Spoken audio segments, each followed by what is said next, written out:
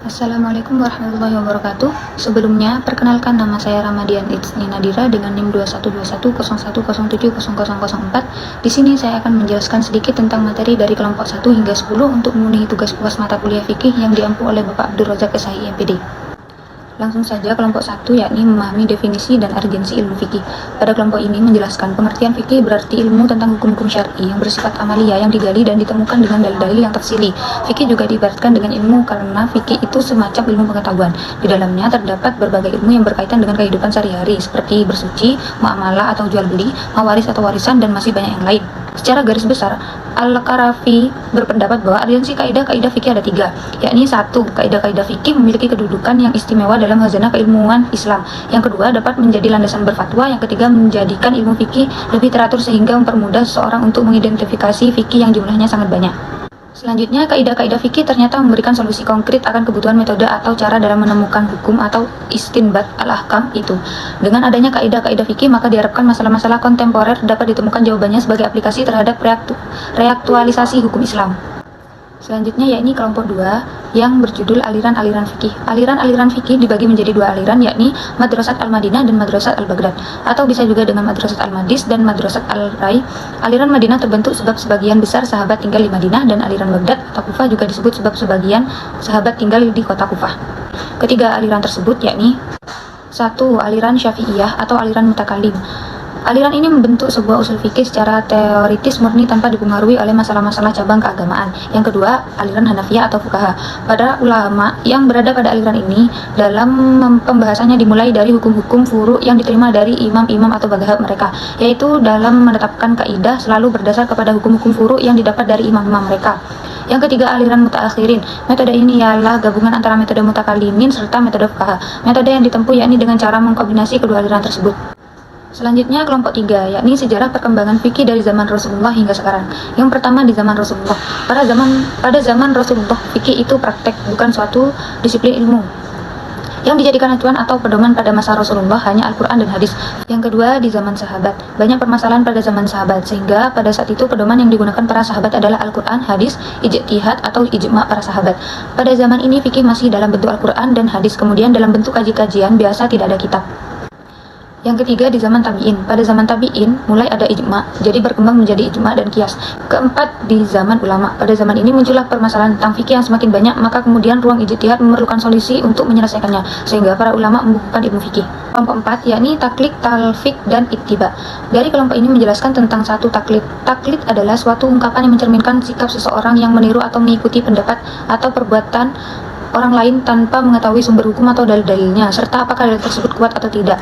Yang kedua yakni talfiq. Talfiq adalah istilah dalam diartikan dengan merangkap 2 pendapat atau lebih dalam sebuah permasalahan, sehingga munculnya pendapat ketiga yang antara kedua pendapat tersebut sama-sama tidak mengakui kebenarannya. Menurut pembebanan hukum syariat itu dibagi menjadi 3 cabang, yaitu 1. Bertujuan untuk kebaikan dan ketentraman seorang hamba. Yang kedua, atas dasar orang yang menjaga diri dari maksiat dan kehati-hatiannya. Yang ketiga, berdiri atas dasar toleransi dan demi kemudahan perbedaan keadaan mukallaf.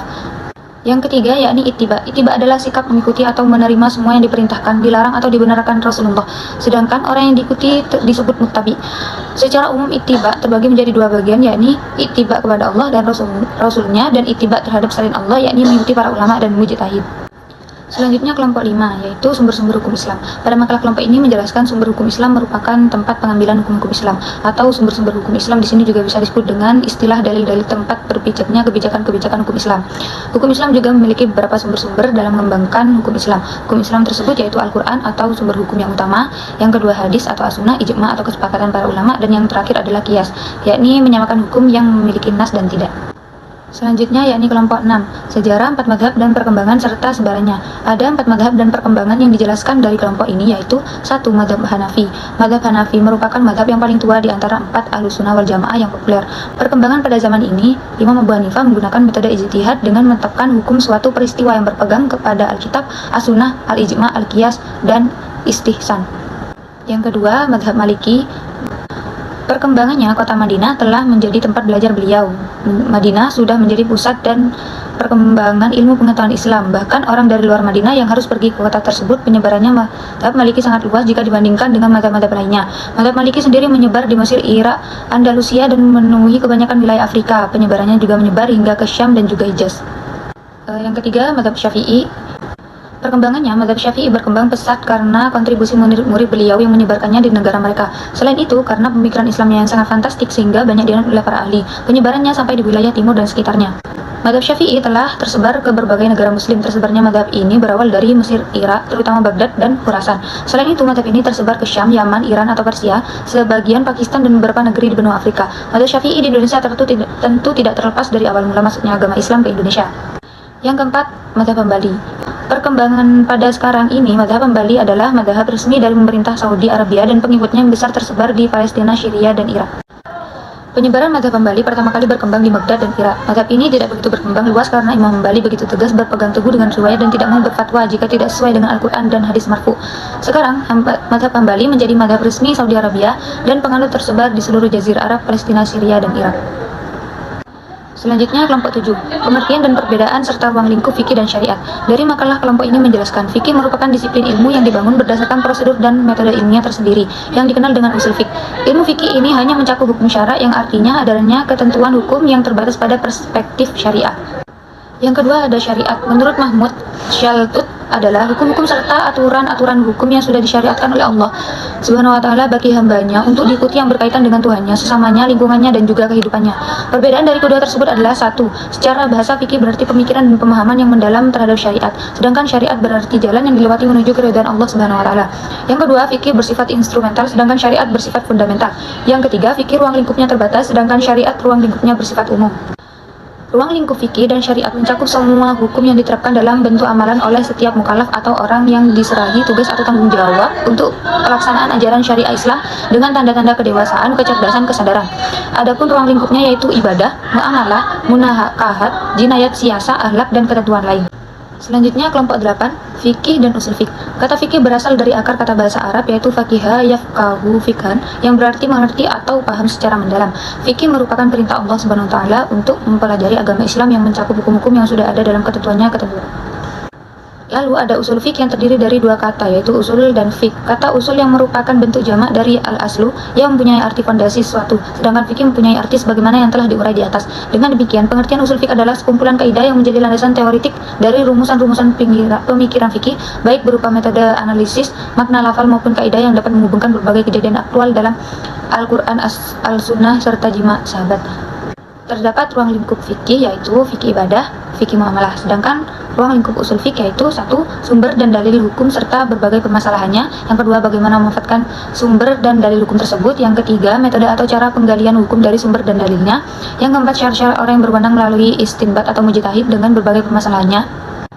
Fikih dan usul fikih merupakan dua hal yang berbeda, tetapi terdapat hubungan yang saling melengkapi. Keduanya memiliki tujuan yang sama, yaitu agar hukum Islam dapat diterapkan oleh seluruh umat Islam. Selanjutnya kelompok 9, yakni riba.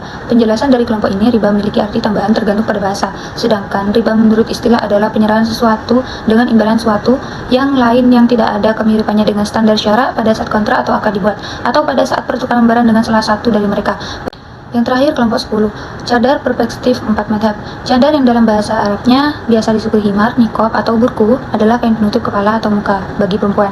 Sedangkan menurut Haya binti Mubarak Al-Bari, cadar dalam Islam adalah jilbab yang tebal atau longgar yang menutupi seluruh aurat termasuk wajah dan telapak tangan. Hukum cadar menurut madhab Hanafi. Cadar dalam madhab Hanafi dihukumi sunnah yang dianjurkan. Sunnah tersebut menjadi wajib jika membuka wajah dapat menimbulkan fitnah. Yang kedua, hukum cadar menurut madhab Maliki.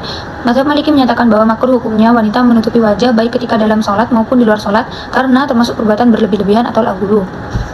Yang ketiga, hukum cadar menurut madhab Syafi'i. Dalam madhab Syafi'i terdapat silang pendapat mengenai hukum cadar. Pendapat pertama menyatakan bahwa memakai cadar bagi wanita adalah wajib, pendapat kedua adalah sunnah. Sedang pendapat ketiga adalah khilaful aula, menyalahi yang utama karena utamanya tidak bercadar. Yang keempat, hukum cadar menurut madhab Hambali. Ulama madhab Hambali menegaskan bahwa wajah perempuan tidak termasuk aurat, sehingga tidak wajib ditutupi dengan cadar dan sejenisnya. Ulama madhab Hambali menyatakan bahwa memakai cadar hukumnya mubah. Sekian ringkasan materi dari saya. Sebelumnya mohon maaf jika ada salah kata. Wassalamualaikum warahmatullahi wabarakatuh.